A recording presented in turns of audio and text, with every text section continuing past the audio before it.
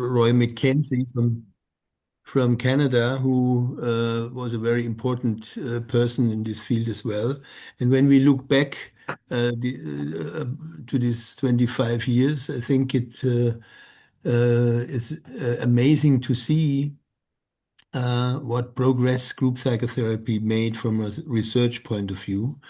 And when we talk about the context, I think it's important to see that the increasing evidence related to the efficacy of group psychotherapy, its equivalence with individual therapy, and its efficiency also is accompanied by some health system-related decisions.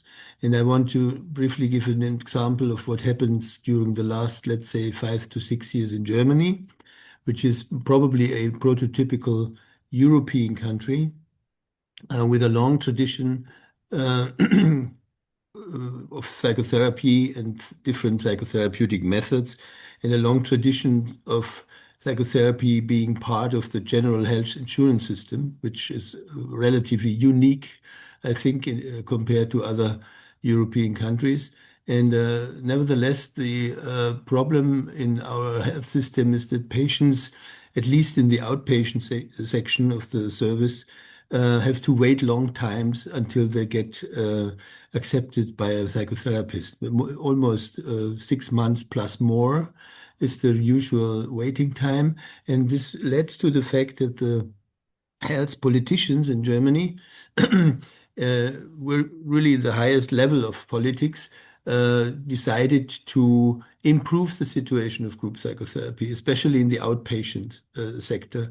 Groups are very, very common in every inpatient and day treatment institutions since many, many decades, but it is still a problem to find groups, or it was a problem to find groups in an outpatient setting. And the consequence of this political decision was that the circumstances for psychotherapists working in a private practice were improved to offer group psychotherapy. That means they get higher salary for groups. They have the option to use different combinations of individual and group psychotherapy. They can already start group treatments with 3 patients, which makes it easier to and lowers the waiting time. You also can do co-therapy with another private practitioner who has the license for group psychotherapy. So in summary, I think from a political point of view, one could hardly do more to improve the situation of group psychotherapy.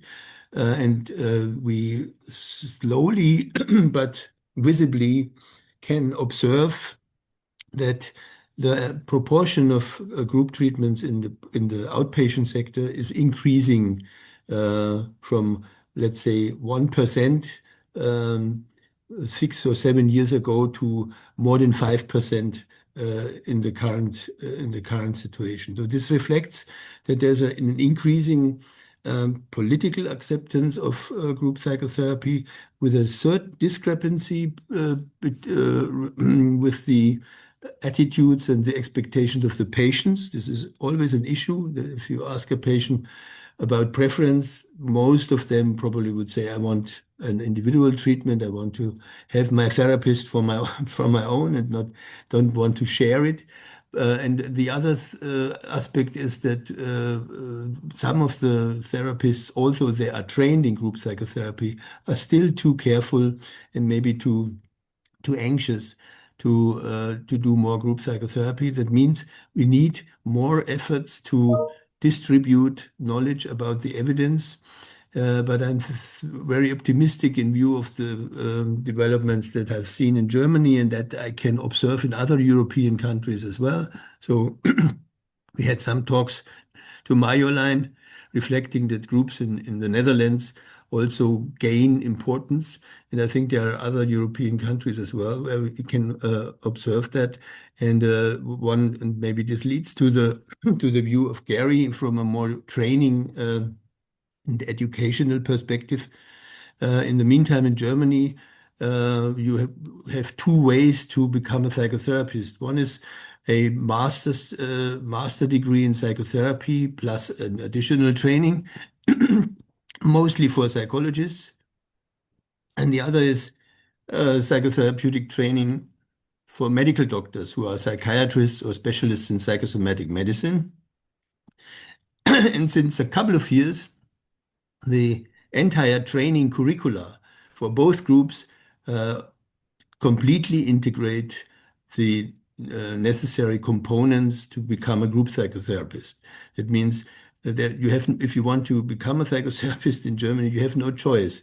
You have to learn running groups, and you have to go through all the different steps of a group curriculum.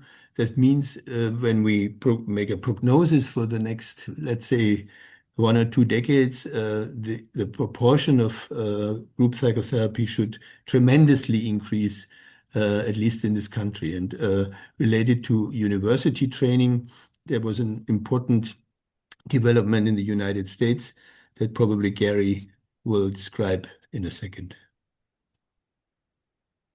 Thanks, Bernhard. I would say the situation, a contextual factor in the situation in the United States is mixed.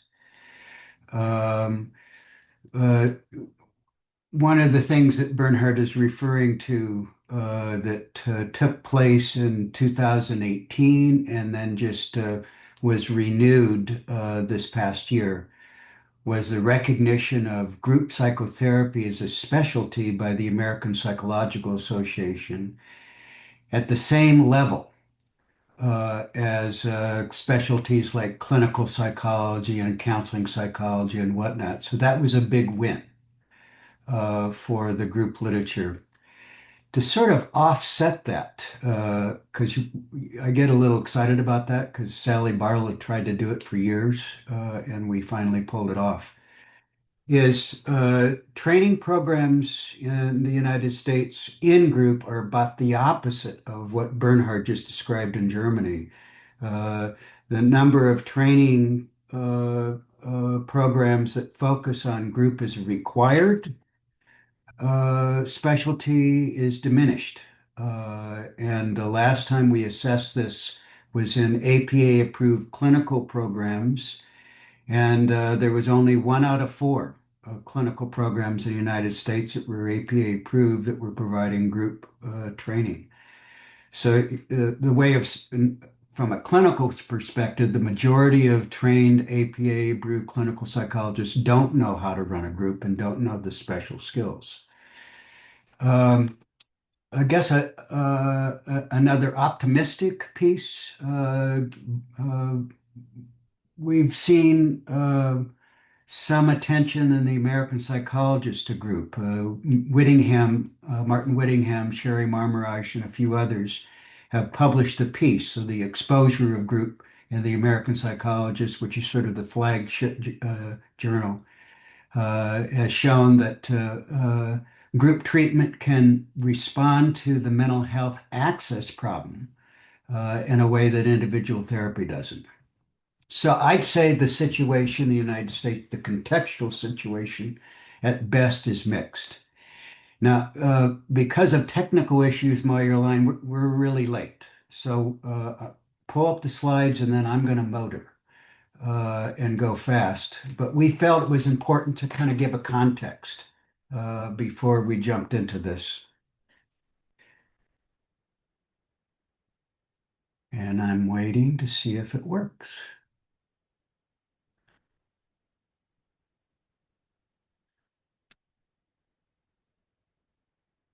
Skip to slide 3, Line. Uh, One of the things that's really important to understand the group psychotherapy empirical literature is group is not a unitary phenomena. There are leaderless groups, there are psychoeducational groups, there are psychotherapy groups. And so when we go and do our summary, uh, it's really important to know, unlike individual therapy that has a particular focus, the context for group treatment, therapeutic groups in particular, is much more complex. The majority of what we'll summarize is on the psychotherapy groups down below, which are manual or model-based treatments. Um, then let's jump in to a way that we think this comes from a presidential address that I did in AGPA. So let's go to the next slide. Keep going. Keep going. So, in the classic book that Yalom put out and Mullen Lesh has joined him for the last few editions, they introduced the notion that group psychotherapy is a triple E treatment. There's strong evidence for group producing equivalent outcomes to individual therapy. There's very strong evidence now for its effectiveness with common psychiatric disorders and then efficiency. So I've organized these slides along that line. Go to the next slide. One of the ways that we teach people how, clinicians, how to talk about and recruit clients into group, because recruitment of clients into group treatments are tricky. Clients prefer individual therapy, is to use meta-analysis and translate it into language that group members understand. And you'll see that slides that I have done this, emphasizing significant differences as well as non-significant differences in the group literature. So non-significant differences, for instance, you're going to notice when we look at the individual versus group stuff. So next slide. Keep going. So here's a summary of what I think is very robust evidence now for equivalence. So we published a paper, it's been now 10 years ago, that summarized 67 randomized clinical trials that received the most valuable paper in APA's Journal of Psychotherapy. And no differences in outcome, no differences in follow-up, no differences in acceptance, dropout, remission. The only thing that predicted differences is therapist allegiance to group versus individual. And then that same year, we published an article from daily practice looking at about 70,000 patients and found the same results, which are very as strong as it's been since I've been doing this with respect to equivalence. Let's look at the next slide.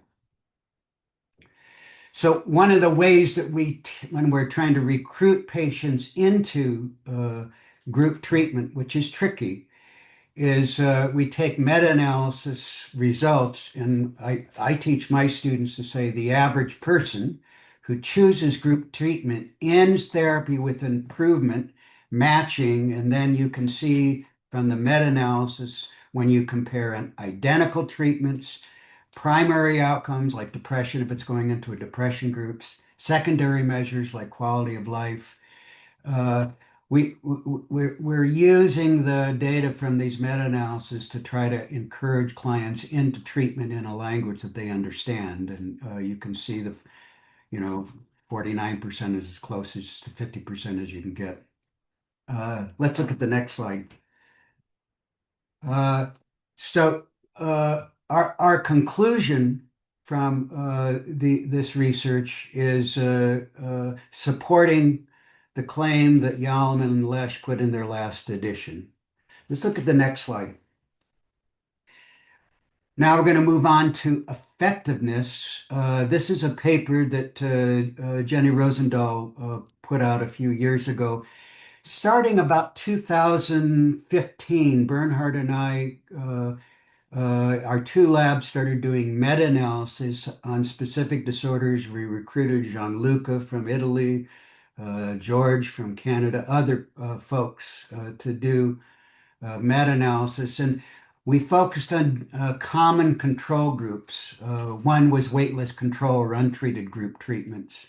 Treatment as usual, active control, drugs, and individual therapy. And for the most part, we found strong evidence. The next slide starts to drill down into that a little bit. Uh, Here's the no treatment comparisons, because a lot of times when you're trying to recruit a client into treatment, they say, well, I don't know, maybe I'll just not receive treatment. So we can show them in depression, for instance, that the average person in group has improvement that exceeds nearly 87% of patients in no treatment. So we're trying to teach our clinicians to use data to encourage clients in, and you can see the anxiety disorders that were primarily done by Bernhard's lab and the bulimia, which came out of George's lab, and substance abuse out of Jean-Luc. All of these are significant effects when you compare group treatment with no treatment at all. Um, the next slide gets at a different view, which is compared to active controls. Typically, treatment as usual, which is a real messy comparison group.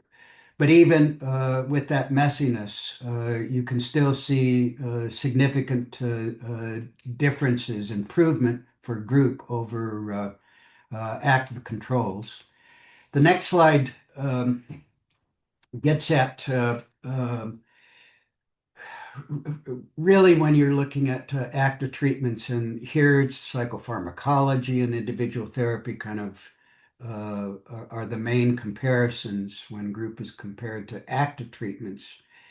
And you can see the numbers again by the different disorders that for the most part show non-significant differences. So access is a big issue in the United States. And what people will often be referred to, and this is increasing, this is a positive effect, is the referral to group treatment at intake as a primary treatment is increasing. And these findings help the clinician as they're trying to encourage an individual a patient who prefers individual treatment by saying you're going to get the same outcomes. We can get you into a group right away. Our wait list for individual therapy is 2 months or whatever it happens to be. We see these results as pretty promising across a variety of different common psychiatric disorders. Let's go to the next slide. We have about 27,000 patients that are representing these data that I just shared with you across a variety of disorders. And I guess our take-home message is to take this evidence-based literature and put it into usable, accessible language as you're trying to recruit clients into group treatment. Okay, let's move on. I want to pause on this slide a little bit because in a way, this is what worries me in the United States. We've learned, this comes from the AGPA practice guidelines, which is under revision right now. And uh, this topic is also handled very nicely in Irvin Yao and Mullen's book, the classic book on group psychotherapy. We've learned now, and we have not only good clinical theoretical arguments, but we've got growing strength from the empirical literature that it takes different clinical competencies to be an effective group leader compared to individual therapy. We've argued that group ought to be a separate modality and receive separate training as you're training doctoral students or whatever. You can see that Bernhard is saying that that's happening now in Germany. In the Netherlands, we see progress. I'd say in the 45 years I've been doing this, we've seen the lack of progress. We've seen a reduction in training programs doing this. And In the AGPA guidelines, I think it provides one model to sort of emphasize what those different competencies are. Sally Barlow, by the way, published a book on group competencies. It's part of the APA specialty recognition. But the therapeutic mechanisms in group are interpersonal as well as intrapersonal. And Irvin and Mullen address that both with therapeutic factors as well as calling out specific interpersonal mechanisms. You not only select clients in group for disorder-specific stuff, but you select clients with respect to their predictive ability to do well in groups. And there's a literature on that now too. One of the strongest things you can do to help clients hit the ground running in group is pre-group prep. Groups develop over time, and so having developmental models to guide the leader, group processes, cohesion, for instance, multi-person therapeutic intervention. So what happens when you have subgroups going on? There's a literature there. There's a growing ROM literature. There's a problem with concurrent treatments. The absence of connecting individual therapy and group therapy when they're happening at the same time. When you don't do that, you have worse outcomes. Some years ago, Bernhard and I created the group psychotherapy intervention rating scale, which is another way of looking at different competencies. Okay, now let's motor a little bit faster. So Lambert, a buddy of mine that I've worked with now for over 40 years, produced this model of predicting improvement in in individual psychotherapy. He talked about extra-therapeutic change, things that happen outside the therapy accounting for 40%, specific techniques accounting for 15%, expectancies being 15% and common factors being 30%. A few years back, next slide, we did a modification of this using the empirical literature and applying it to group. We kept the extra therapeutic change the same, but in group therapy, and there's a growing literature on this, it's not just techniques, but it's also who's running the group. Therapist effects has a strong element in predicting improvement.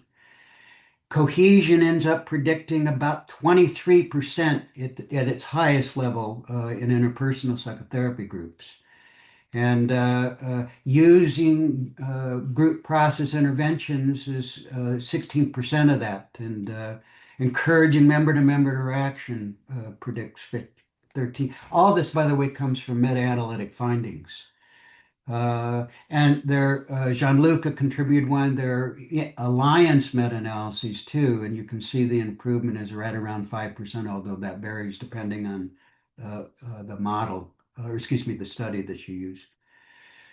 So it's a complicated multi-person treatment that you got to pay attention to, not only interventions, but also the therapeutic relationship, which is multifaceted. Okay, next slide. Third conclusion, gets at some of these multi-person items that I just talked about. So you can see I've also thrown in paying attention to group development and awareness of group process. If you're not trained, you may not recognize subgroups when they're taking place. Let's look at the next slide. I think I'm catching up, Bernhard, so you'll have time. The last thing that I did in this article on my presidential address to the American Group Psychotherapy Association is raise multiculturalism. Unfortunately, these findings that I'm highlighting in this slide really come more from the individual psychotherapy literature rather than the group. There is, Chen and others, there is some improvements. We're seeing some advances in multiculturalism in group, but it's not as strong as in the individual therapy literature. You can see that 9% of negative alliance comes from microaggressions with marginalized population, and only about a quarter of those end up getting addressed in therapy. And 36% of positive alliance can be explained by a therapist having multicultural competency. And then you can see down below with respect to what multicultural competence explains client satisfaction, half. The way clients see their therapist, and the depth of session ratings. So um, if you go back to that slide that we skipped, Bernhard and I have included multicultural competence into what a group leader should have in his or her toolkit. So there's a little bit about the triple E, the equivalence, the effectiveness, and also the efficiency. I think that's the last slide, Marioline. Yeah, this is just a summary of what I just shared. Take it over, Bernhard. Yeah, thanks, Gary. The question is if we should wait a second if some people want to raise questions related to your Okay. presentation. I think Yeah. we have plenty of time. We were so fast because of the delay. Maybe, is there anything you want to add or to ask Gary?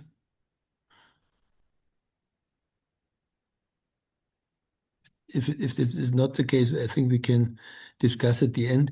I have seen that I'm co-host and I should be able to show my slides. You see it? Yes. Do you see it? Yeah. Okay. So um, you have, well, in a elevator pitch summary, I think, heard how the evidence um, related to the equivalence and to the effectiveness of group has increased during the last years. So historically related to our cooperation, I think when we did the handbook chapter for the first time, I think it was the 2004 edition. We were far away from being able doing meta-analysis because the number of studies with a high quality were relatively small. So the consequence was that we tried to review the literature more qualitatively with some criteria that we use to say there is promising evidence or there's maybe more than promising evidence. And the same strategy was applied when we did the second time a handbook chapter, this time together with Tony Joyce, where we still were not able to do meta-analysis. And then the number of studies tremendously increased, and we had this international research project aiming in summarizing the evidence for group psychotherapy for specific disorders. You have seen the slide summarizing the different meta-analysis that came out of a publication that Jenny was leading for the American Journal of Psychotherapy. I think it was 21. And so we had a rich material to kind of improve the handbook chapter in the recent edition, adding all these meta-analytic research results. Related to the context that we started to talk about in the beginning, I think it is important to transfer the evidence into the clinical field. And as I said, we probably have to work to convince patients that group psychotherapy is effective and to improve the expectations that they have towards groups. And I think that the way Gary explained the expected success rates is a very good way to explain what patients can expect when they come into group psychotherapy. But the other side of the medal is, and this is my, I think, permanent experience, that many colleagues still are very skeptical about groups, and because they simply do not know the research evidence. And if they even are interested in running groups, they have no differentiated picture of how the evidence related to specific disorders really is. And this was the basis for what I want to tell you during the next minutes, a conjoint project that we did with the final goal to provide a website open to everybody, informing about the evidence-based group treatment. And again, this was a cooperative thing with a team in Gary Burlingame's lab at BYU with several students and uh, individuals from his faculty, and my lab in Jena, Germany, again, also very much supported by Jenny and several doctoral students. And from an organizational point of view, we succeeded uh, to get some funding for this project. But in general, the beginning was what I already mentioned. We have observed that there are uh, lots of solid results related to the efficacy of group psychotherapy and the equivalence of individual and group treatment, but also, of course, increasing evidence about relationship factors like alliance and cohesion, where also meta-analysis exist. And based upon the conclusion that the research strongly supports the use of group psychotherapy, we wanted to provide this information to the clinical public and also to patients if you want.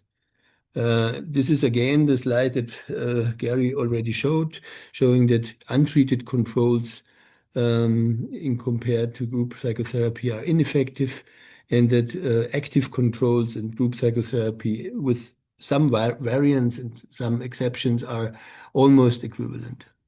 So the model, if you want, for our joint venture was that the APA already in the 90s, especially the Division 12, started to provide information about empirically supported treatments in individual therapy to provide clinicians an orientation about what therapeutic approaches are effective related to different kinds of disorders. And we wanted to kind of copy this idea to the group field. And as Gary already mentioned, in 2018, the APA recognized the formal specialty of group psychotherapy and group psychology as a training program. And as you can see, last year it was successfully reaccredited. So again, this is a good reason to um, summarize the evidence for clinicians, not only those who went through these master's programs. And we found, in fact, interest in the Division 49 of the APA to support our attempt to make the results public. And you can see that not only the APA Division 49, but also the AGPA, the American Group Psychotherapy Association, was ready to support us. And on the other side of the Atlantic Ocean, we got some funding from our local health ministry that supported us in hiring a person who both tried to mirror the results that the lab of Gary Burlingame has put together and to translate it into German and to add material that might be more specific for the German health system. So what we finally did was that we composed a common template to summarize the evidence that we have found um, with a view to what APA 12, Division 12 did already years ago. So we wanted to identify uh, those common psychiatric disorders that have sufficient empirical support um, for a group psychotherapeutical treatment to be included into this EBGT website. The common template was one decision that we made. The second was that we, as we did, by the way, in the meta-analysis and also uh, in the handbook chapters, we focused on RCTs and we also focused on specific disorders. We will maybe in some minutes again try to give an outlook into the future in the field, where you will see that there is an increasing number of studies with mixed patient populations in a group. So, but for the time that we overlooked, it was very common to do disorder-specific studies related to the efficacy of group psychotherapy. So we wanted to summarize the principles that we did by selecting the material.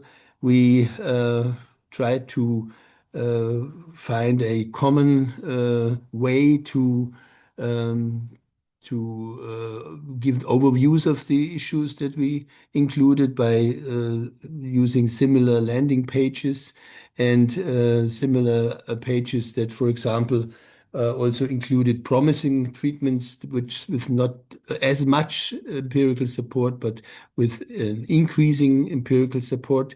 And again, we distributed the single disorders to mainly to the groups that were responsible for the meta-analysis that Gary has mentioned that we did in the last decade. So the disorders with most evidence comprise anxiety disorders, PTSD, borderline personality disorder, eating disorders, substance use disorders, chronic pain, mood disorders, that means depression as well as bipolar disorders, schizophrenia, and also youth behavioral disorders. This, by the way, was mainly also the content of a special issue that Giorgio Tasca allowed us to edit for the journal Group Dynamics, where we updated the meta-analytic evidence um, 2 years ago, I think it was. So, and here you can see that we collected specific approaches related to the specific disorder that we wanted to include into the website and to describe. And it's quite a number of different, mostly manualized models of treatment that were used in empirical studies and supported related to the effectiveness and the efficacy via RCTs. And here you can see the landing page for the website as a whole. Yeah? You get informations about the structure of the website and the context for the creation of this resource, that what I mentioned before. Then you can select between different diagnoses. Um, of course, this should be a system, a living system in that sense, that if there is enough evidence for other diagnoses, they should, of course, be included in this into this website. But this is an issue that we probably can discuss later on, how we might be successful in keeping the system alive. So in here you have an example for the diagnosis depression. Of course, it is first starts with a description of the clinical picture, and then you have the choice between psychological treatments that were empirically supported according to our criteria. And if you are interested in one of these approaches, you simply can click on it. We didn't want to demonstrate the website in this webinar, but it's very easy to go through it. You find, for the example, for the interpersonal group therapy for depression, a brief summary of the approach, an overview of the treatment manuals that mostly are available on this website, and a summary of the evidence that relates to the field, both meta-analytic but also individual studies. And you have the choice to compare this specific approach with other treatments for depression that we included into this website. So the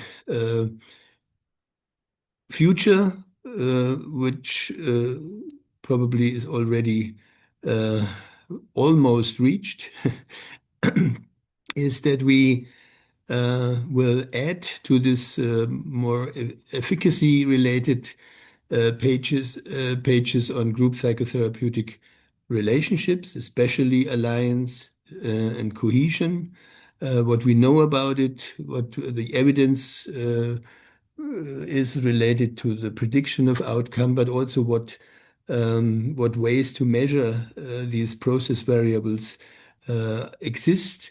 And Gary already mentioned ROM.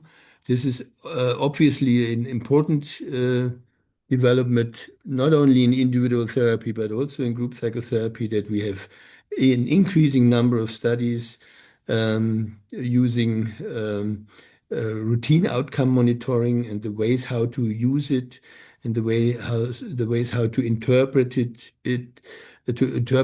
will be also part of a separate web sub page in the entire system. So I think and I hope that what we created out of our review work might really be helpful to inform clinicians, but also maybe patients, to see how effective group psychotherapy can be, and it might help to um, motivate both clinicians and patients to prefer group psychotherapy more commonly than this might be the case um, in the moment. I think this was the final slide, if I'm correct. Yes, it was the final slide. So um, didn't want to include slides for the final thoughts that we want to exchange related to future developments. Maybe when I just start with one observation that I already mentioned, we will definitively include in the next handbook chapter, which is work in progress already. Thanks for the applause. Um, More studies related to mixed disorders. We will probably also include a broader range of approaches, also supported by our empirical results. For example, if you look at the studies that we and at the approaches that we collected on the website, the majority, I would say, comes from the CBT tradition. uh, which simply reflects an imbalance between empirical research in CBT and non-CBT fields. But I'm relatively sure that for the next edition, we will have a considerable number of studies, for example, that come from the more psychodynamic interpersonal field, including the studies of Giorgio and his innovative approach, but also studies. I'm happy to see Steiner, long time no see. Hello.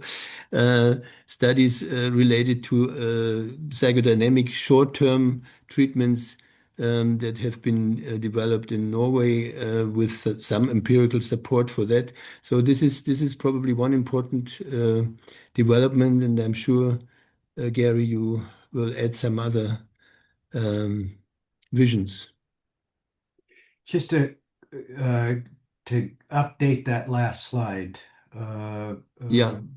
Bernhard and I met in New York last week at the AGPA meetings, and we have final drafts now of the therapeutic relationship tab.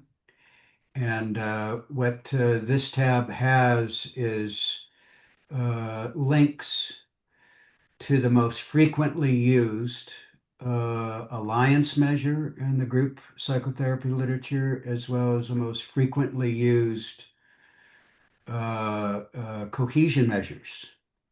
And so the idea here is that, and there's enough evidence on each of these measures. In fact, we did moderator analyses in these meta-analyses that show that they equivalently predict client improvement. So that we're giving folks a choice, and then they click on these links and they're taken directly to either the measure or the way to purchase the measure.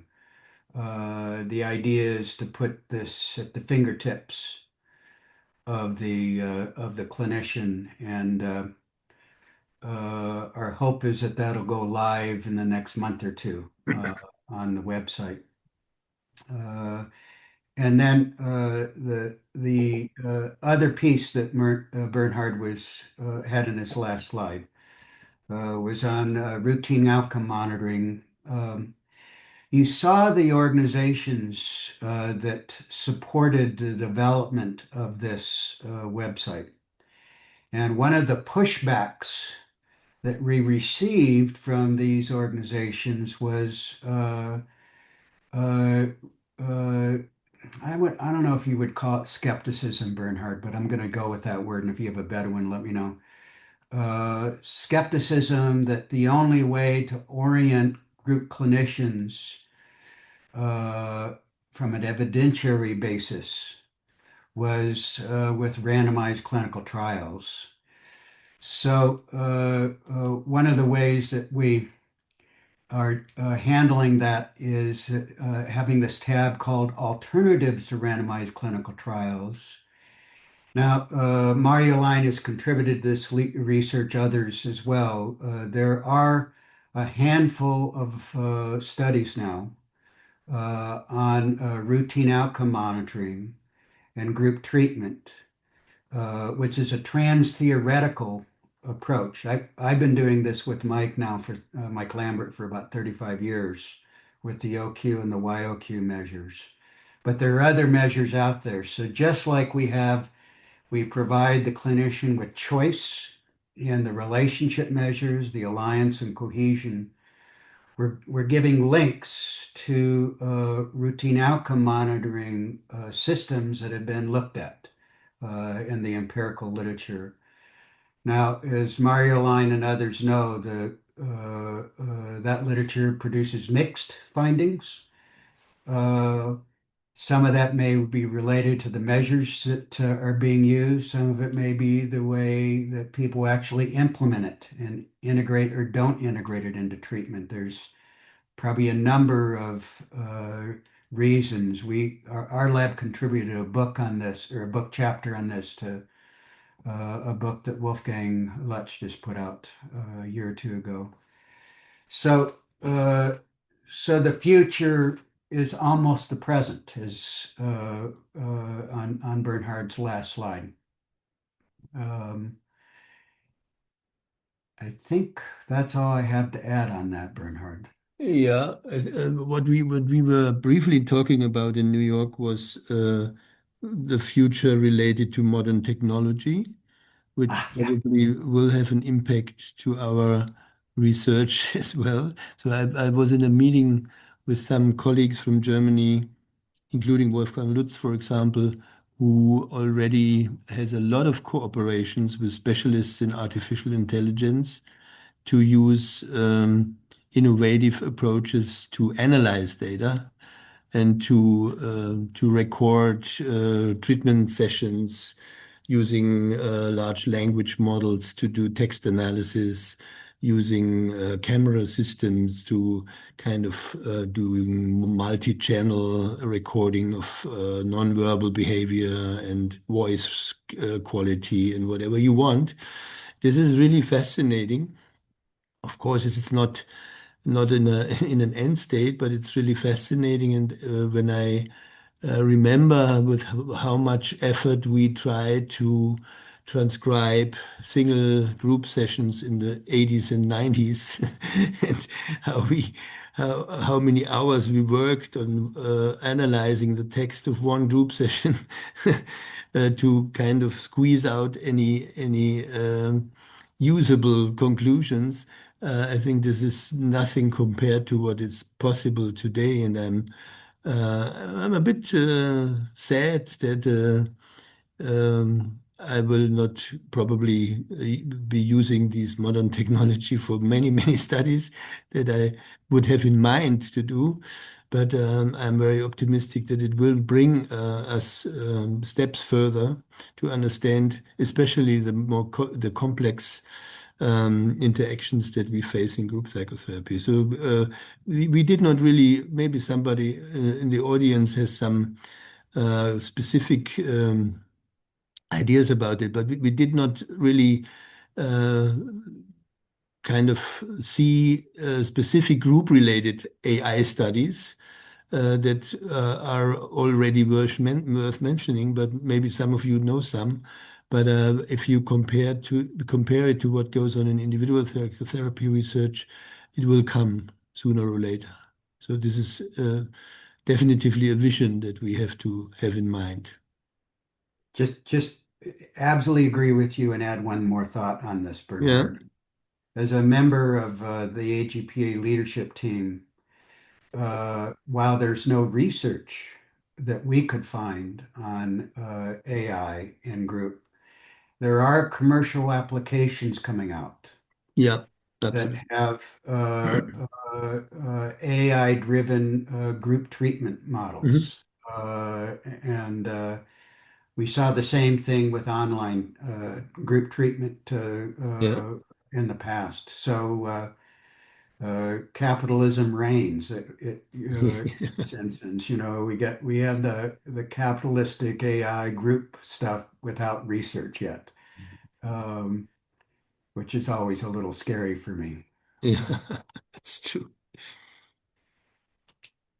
I Okay. think, Marioline, this takes us to about the time you wanted for a discussion. Am I right? Yes, thank you very much.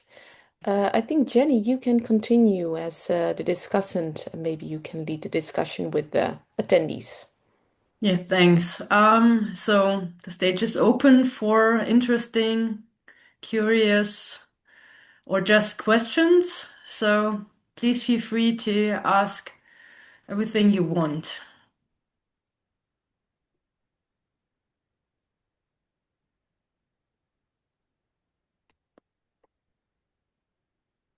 So, okay, and then maybe I jump in with the first question. I expected that. So based on your experience, Bernhard and Gary, what arguments would you use to motivate young researchers to do group research?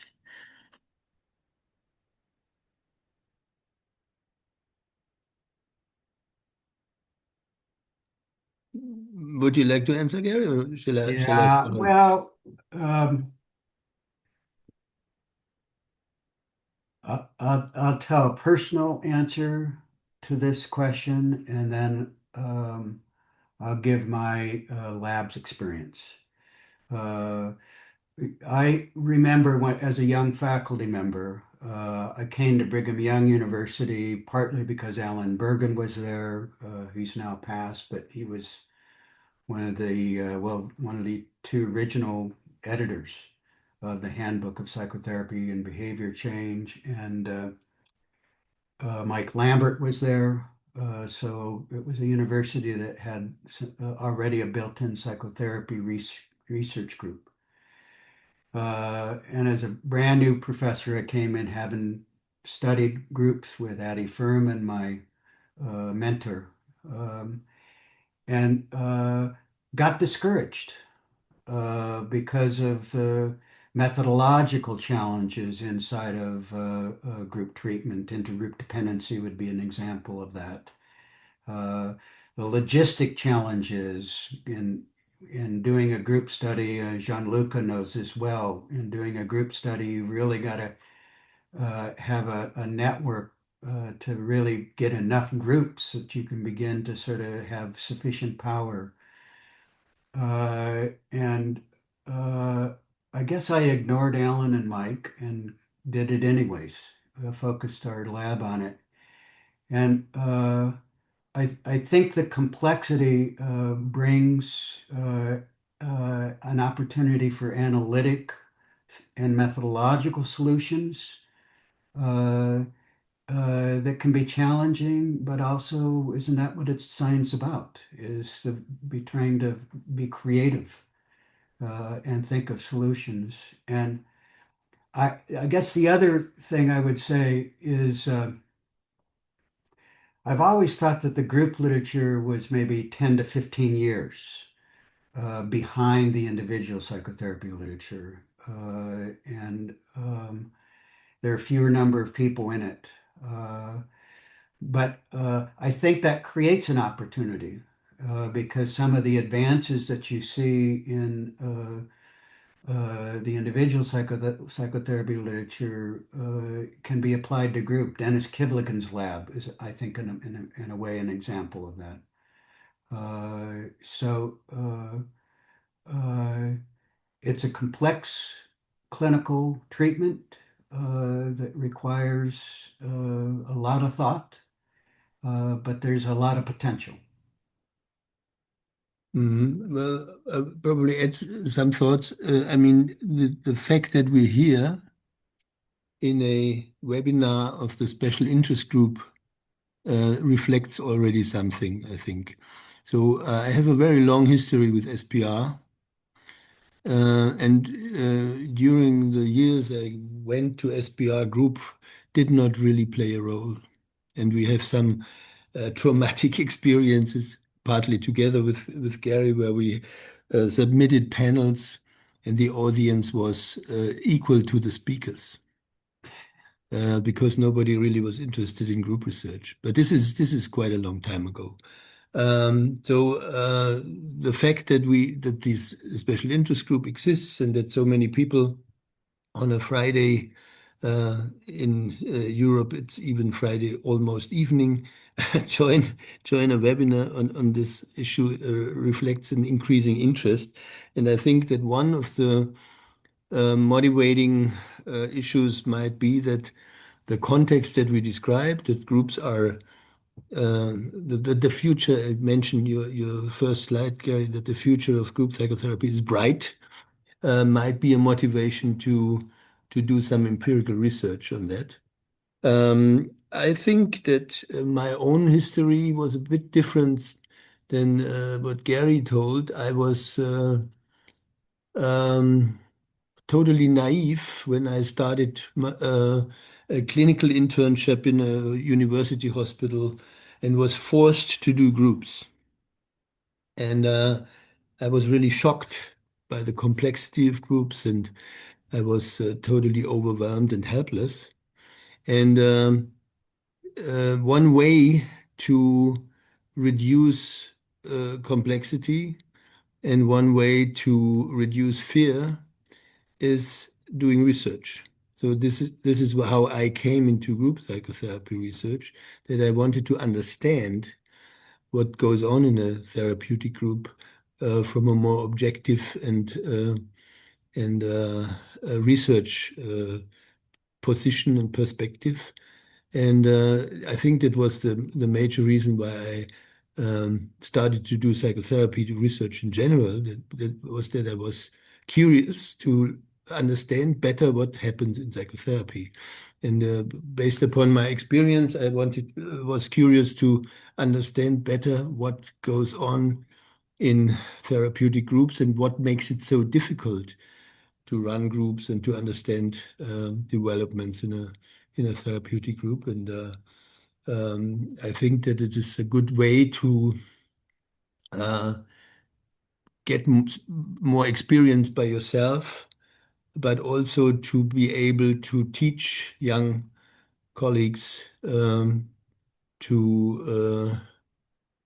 better deal with the challenge of running groups, which is, at least in the German training system, almost every novice psychotherapist who has his or her internships is confronted with groups, and many of them are unprepared and naive, as I was years ago.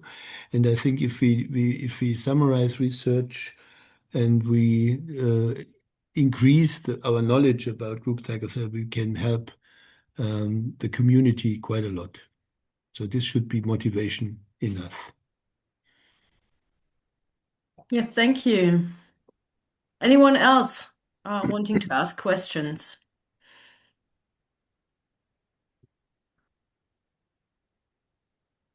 Well, I would like to add something to that, if that's possible. It's also a very nice community, the group therapy researchers. So with the special interest group, I think it's a lot of fun to work on this together and to collaborate. So that's one thing as well for the young researchers. So I hope if any young researcher is here attending, just contact us and you can join the special interest group.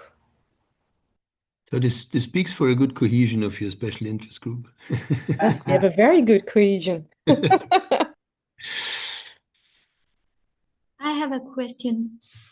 Yes, please, go on. Yes.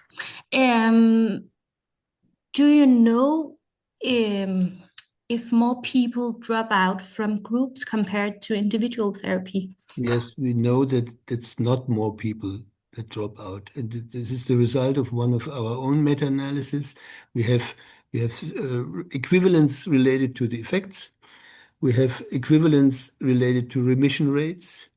We have equivalence related to acceptance. So that means if a person lands in individual or group psychotherapy, for example, after randomization, the acceptance rate is almost the same.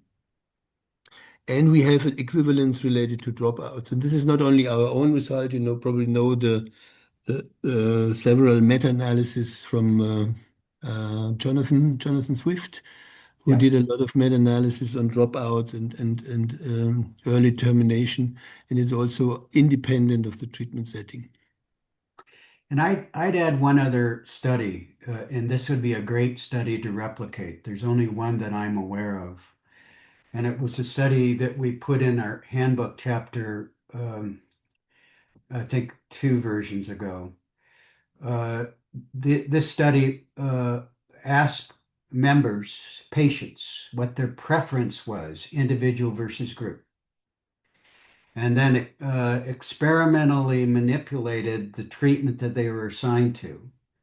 So half of the folks that wanted individual got group and half got individual, and the same for group treatment.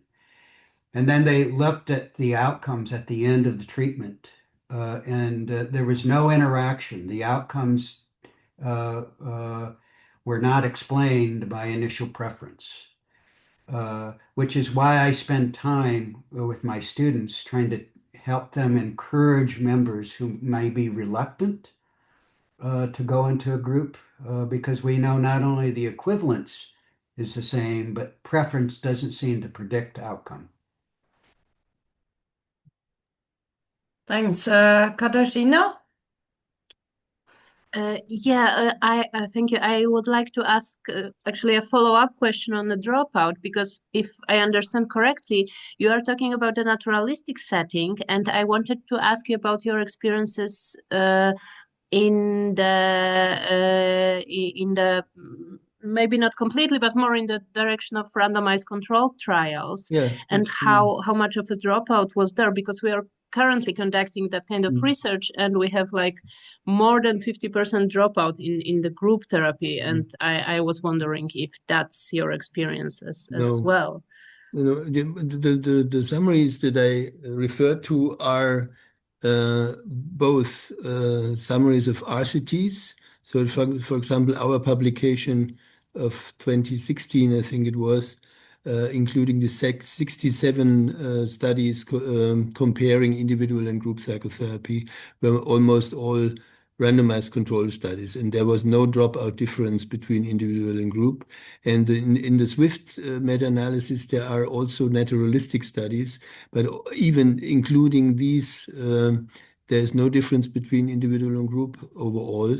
And I think that a 50% dropout rate is uncommon for most of the studies that I had in my hand. So it's maybe between 10 or 20% or as a maximum.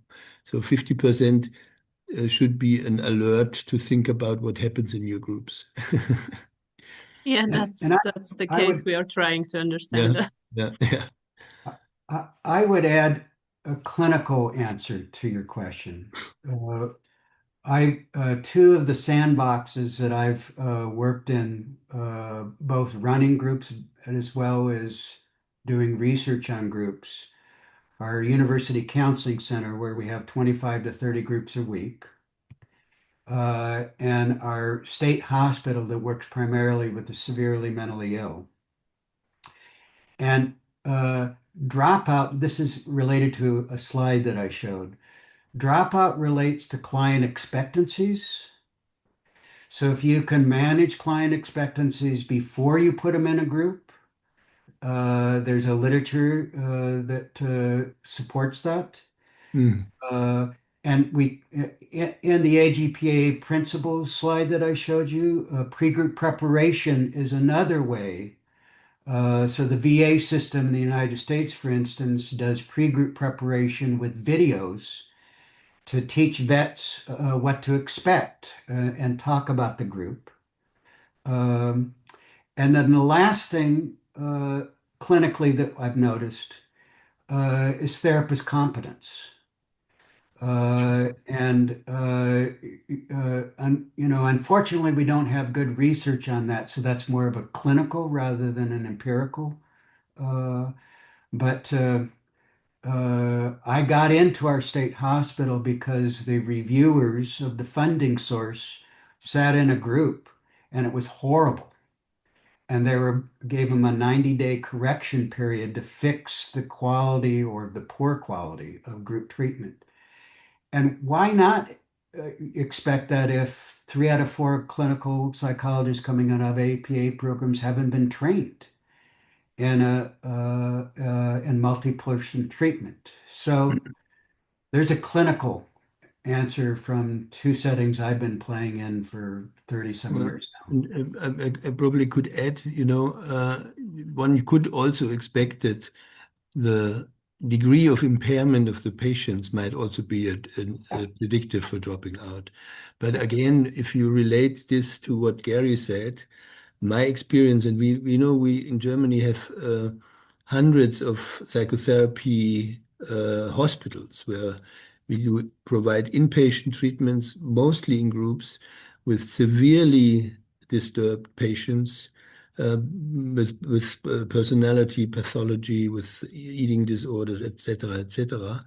And from a clinical impression point of view, I would say the dropout rates for these critical patient groups are lowest in those hospitals that have good training quality for the group leaders, that have good supervision of the group leaders, they have a good preparation of the patients, and they have a good monitoring of what happens in the group. And if you all put all these things together, I think you have a pretty good chance to reduce the dropout rates to an absolute minimum. And of course, if the groups are, if the hospitals are badly organized, have no clear concept of what group would be good for what patient, and have staff that is incompletely trained related to group psychotherapy, the dropout rates will obviously be much higher. But I think it's an issue where you can use tools to work on it. Thank you Okay. for Good question. So I think we have time for one last question. So be the one. A 2-minute question or an answer.